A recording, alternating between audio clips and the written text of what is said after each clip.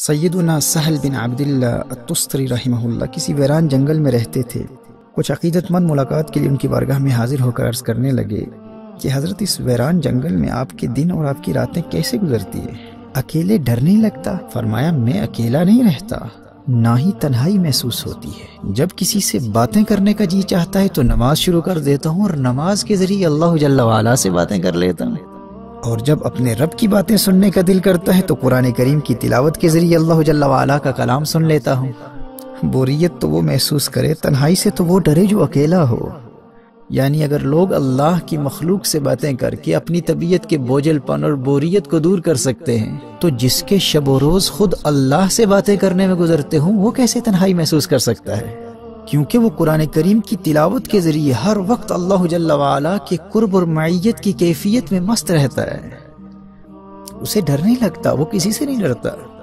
میرے بھائی اور بہنوں، تلاوت قرآن کے حقیقی فیوز و برکات سے وہی مستفیض ہوتا ہے جو اس یکسوئی اور پیار سے تلاوت کرے، گویا کہ وہ اپنے رب سے محو گفتگو ہے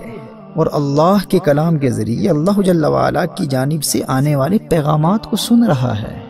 لیکن یہ کیفیت دوسری صورتوں کے مقابلے میں سورۃ الفاتحہ کی تلاوت کے دوران نسبتاً آسان ہو جاتی ہے اور اپنے درجہ کمال تک پہنچ جاتی ہے،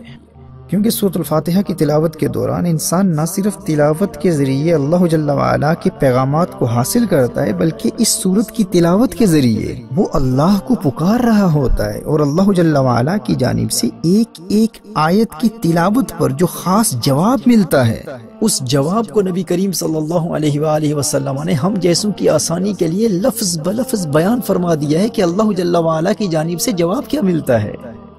دیکھیے، جو اللہ جل وعلا کے خاص مقرب بندے ہوتے ہیں وہ تو باقی صورتوں کی تلاوت پر بھی جو جواب ملتا ہے اسے بھی حاصل کر لیتے ہیں،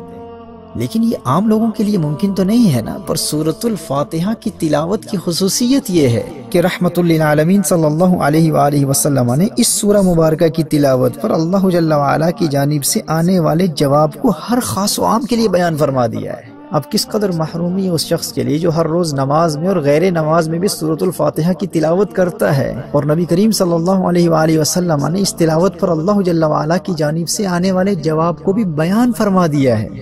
لیکن اس غافل نادان کو آج ان تک یہ موقع ہی نہیں ملا کہ وہ یہ جاننے کی کوشش کرے کہ جب میں سورۃ الفاتحہ کے ذریعے اللہ کی حمد بیان کرتا ہوں اور اللہ کو پکارتا ہوں تو میرے اللہ کی جانب سے کیا جواب آتا ہے۔ تو سماعت فرمائیے، حدیث قدسی ہے، نبی کریم صلی اللہ تعالی علیہ وآلہ وسلم نے ارشاد فرمایا کہ اللہ جل وعلا نے ارشاد فرمایا میں نے صلاۃ کو اپنے اور اپنے بندے کے مابین تقسیم کر دیا ہے۔ صحیح مسلم کی حدیث کے الفاظ یوں ہیں، فَنِصْفُهَا لِي وَنِصْفُهَا لِعَبْدِي۔ اللہ ارشاد فرماتا ہے سورۃ الفاتحہ کا ایک نصف میرے لیے ہے اور ایک نصف میرے بندے کے لیے ہے۔ فَإِذَا قَالَ الْحَمْدُ لِلَّهِ رَبِّ الْعَالَمِينَ قال اللہ حمیدنی عبدی۔ جب بندہ الحمدللہ رب العالمین پڑھتا ہے، جب بندہ کہتا ہے کہ تمام تعریفیں تمام خوبیاں اللہ کے لیے ہیں جو سارے جہانوں کا مالک ہے، تو اللہ کیا جواب ارشاد فرماتا ہے؟ اللہ ارشاد فرماتا ہے حمیدنی عبدی، میرے بندے نے میری حمد بیان کی۔ فاذا قال الرحمن الرحیم، جب بندہ الرحمن الرحیم کہتا ہے، جب بندہ کہتا ہے بہت مہربان اور بہت رحیم، بہت رحم والا، تو اللہ کی جانب سے جواب کیا آتا ہے؟ اللہ ارشاد فرماتا ہے اثنا علی عبدی، میرے بندے نے میری ثنا بیان کی۔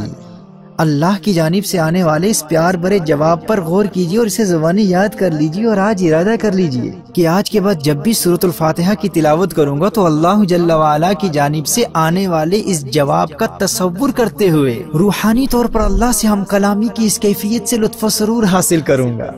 کس قدر پیار سے اللہ ارشاد فرماتا ہے حمیدنی عبدی، دیکھو میرے فرشتوں، میرا بندہ میری حمد بیان کر رہا ہے۔ اثنا علی عبدی، ارے دیکھتے نہیں میرا بندہ میری ثنا بیان کر رہا ہے،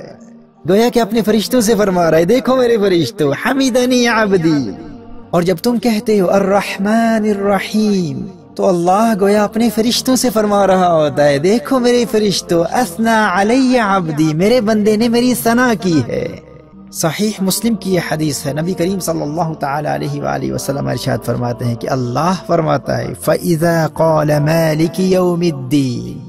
جب بندہ کہتا ہے مالک یوم الدین، روز جزا کا مالک، قال مجدنی عبدی، اللہ ارشاد فرماتا ہے میرے بندے نے میری بزرگی بیان کی، سبحان اللہ۔ فاذا قال ایاک نعبد وایاک نستعین،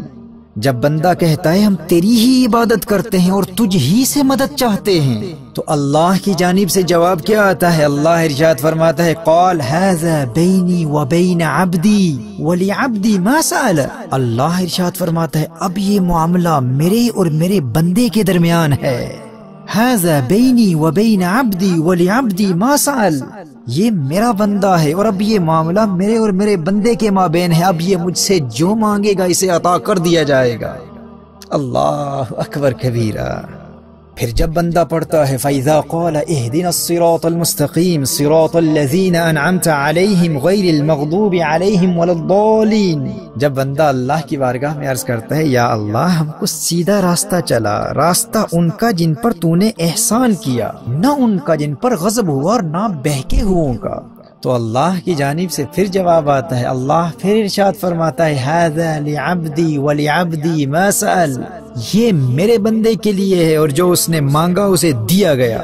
میرے بھائی اور میری بہنوں، سورۃ الفاتحہ کا ترجمہ بھی یاد کر لو اور اللہ جل وعلا کی جانب سے آنے والے اس جواب کو بھی بار بار سنو اور اس کے مفہوم کو ذہن نشین کر لو۔ دیکھیے جب ایک عبد اپنے معبود کی جانب سے آنے والے جواب کو جان لیتا ہے اور اس سے روحانی طور پر لطف اندوز ہو کر سورۃ الفاتحہ کی تلاوت کرتا ہے، تو ایسے تلاوت کرنے والے کے لیے اللہ جل وعلا سے روحانی طور پر ہم کلامی کی وجدانی کیفیت حاصل کرنا بہت آسان ہو جاتا ہے، کیونکہ نہ صرف وہ جواب کے آنے پر یقین رکھتا ہے بلکہ اس جواب کو بھی جانتا ہے کہ وہ جواب ہے کیا۔ اس لیے میں کہتا ہوں کہ سورۃ الفاتحہ کی روحانی پاور سے فائدہ حاصل کرنا اور خشوع و خضوع حاصل کرنا دوسری صورتوں کی بنسبت بہت آسان ہو جاتا ہے، کیونکہ ہر عام و خاص کو بتا دیا گیا ہے کہ اس جانب سے جواب کیا آ رہا ہے۔ آج کے بعد اللہ جل وعلا کی جانب سے آنے والے اس پیار بھرے جواب کا تصور کرتے ہوئے اور اس پر یقین رکھتے ہوئے پورے انہماک کے قلب کے ساتھ اس خوبصورت تصور میں ڈوب کر کے میں اپنے رب سے باتیں کر رہا ہوں، رب کی جانب سے جواب بھی آ رہا ہے، سورۃ الفاتحہ کی کثرت سے تلاوت کی عادت بنا لو اور پھر دیکھو یہ سورۃ الفاتحہ تمہاری دنیا اور آخرت کو کس طرح سنوار دیتی ہے۔ قرآن کریم کی جن صورتوں کے فیوز و برکات بیان کیے جا چکے ہیں ان کا دار و مدار پڑھنے والے کی روحانی کیفیت پر ہوتا ہے کہ وہ کس قدر یکسوئی اور اللہ جل وعلا سے ہم کلامی کی کیفیت میں محو ہو کر پڑھتا ہے۔ جو جتنا زیادہ اپنے رب سے راز و نیاز کی باتیں کرنے اور رب کے کلام کو سننے اور اللہ جل وعلا سے سرگوشی کرنے کی کیفیت میں ڈوب کر قرآن کریم کی تلاوت کرتا ہے، اسے اس کی زندگی میں ان صورتوں کی تلاوت کے اتنے ہی زیادہ روحانی اور مادی فوائد حاصل ہوتے ہیں۔